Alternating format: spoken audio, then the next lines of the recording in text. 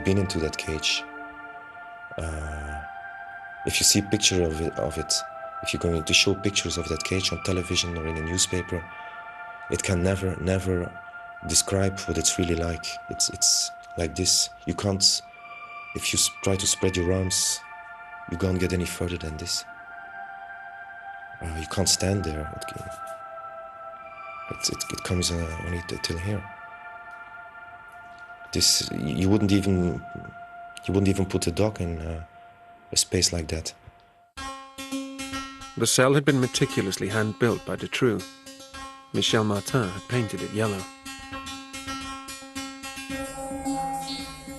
The girls were kept there, often with no water, no electricity, and fed on cold tin food and mouldy bread.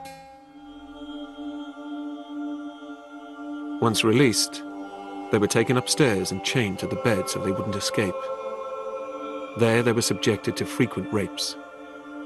Dutroux referred to 12-year-old Sabine as his new wife. He had brainwashed his young victims, telling them that he was the nicest member of the gang, who was protecting them from the more evil members who would kill them if they escaped. So what happens when the police finally opens that cage? Sabine and Laetitia come out, but the first man who's there in front of them is Marc Dutroux. He's proud to show the police his construction, how good it was hidden. And he's very proud when he sees that Sabine, neither Laetitia, dare to come out. They're still there in the corner. They're afraid. They think that the evil guys are there. And Dutroux has to talk to them and say, no, come out, it's okay. And they both kiss him and say thank you.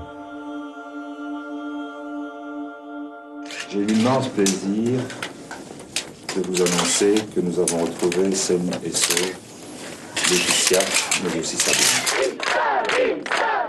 The release of Sabine and Laetitia had extra resonance for the parents of Anne, Effia, Julie and Melissa.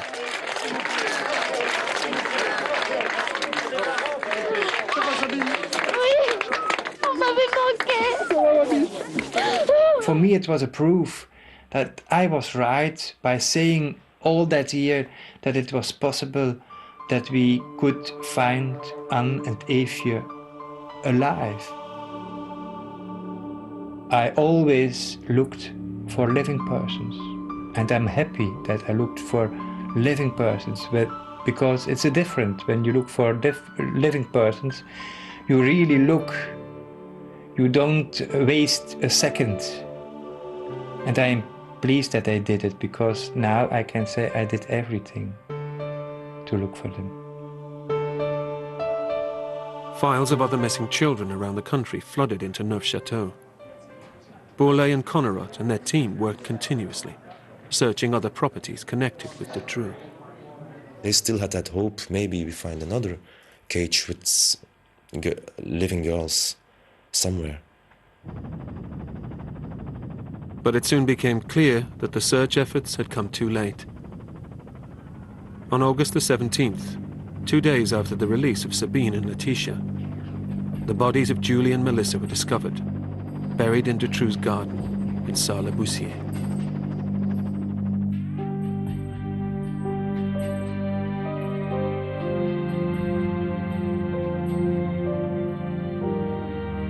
Jeudi dernier, c'était l'euphorie. Aujourd'hui, c'est l'horreur, évidemment.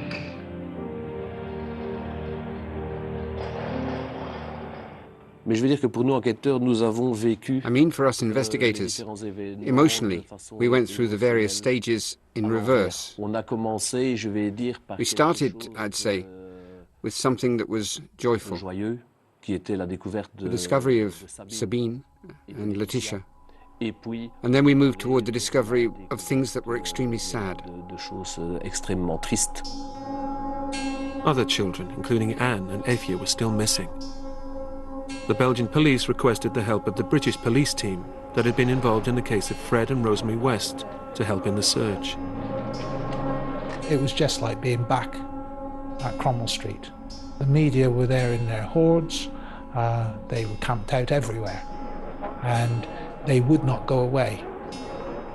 John Bennett and the Belgian police were to search each of Dutroux' 6 houses in the area, looking for missing children. The search moved to a house in Jumet, where neighbours had informed police that Dutroux had been using digging equipment in the garden. Dutroux was very capable of disguising what he had done. He had gone to a lot of trouble to bury and hide his victims. Anyone who considers using a JCB or an earth-moving truck to put somebody something like 15 foot below the ground just shows them to be what they are, controlling psychopaths who are extremely devious. A week after the arrival of Bennett's team, they uncovered the bodies of 2 girls. Anne and Effia had been drugged and buried alive. Alleszins één vraag voor ons is opgelost. Dat is dat wij niet meer hoeven te zoeken dat ze gevonden zijn.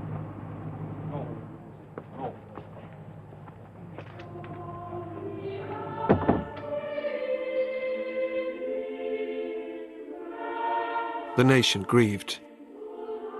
For the families, their search had come to an end. But the shockwaves of the case had only just started.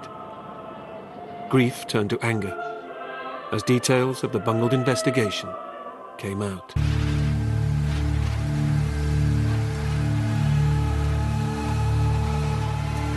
Neufchâteau, Palais de Justice. Here in 1996, Marc Dutroux is charged with the kidnap, rape and murder of 4 young girls and the kidnap and rape of 2 others.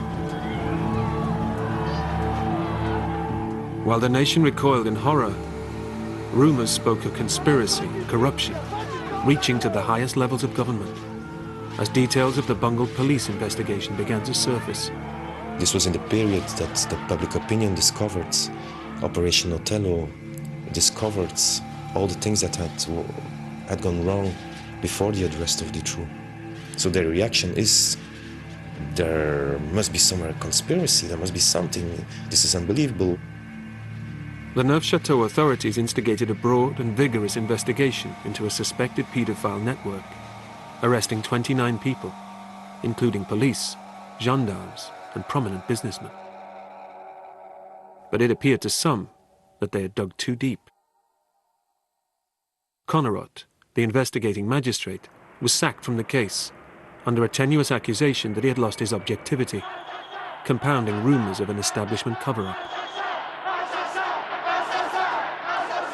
The situation in Belgium was like a revolution.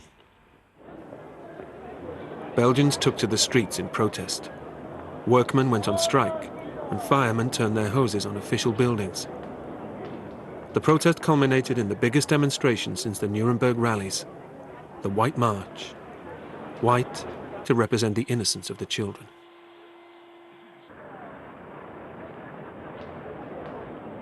I think it was the biggest manifestation ever.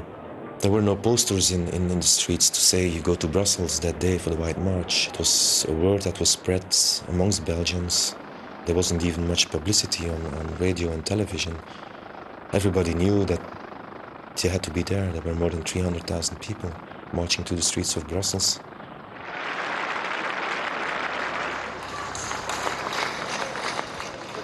Un grand merci à tous d'être venus si nombreux. Merci. Merci aussi à tout le monde d'être venu. Someone wrote a letter and put it on the grave of Anne the day after the White March. And he wrote and he said, Anne, it was a good day yesterday. And we saw your father for the first time again laughing. And that's the truth. It was that feeling. The people had united in their thousands against a Belgium they felt was rotten to the core. The protests were too great to be ignored. In an attempt to appease them, a parliamentary committee was set up to examine the police investigation and the secretive Operation Othello.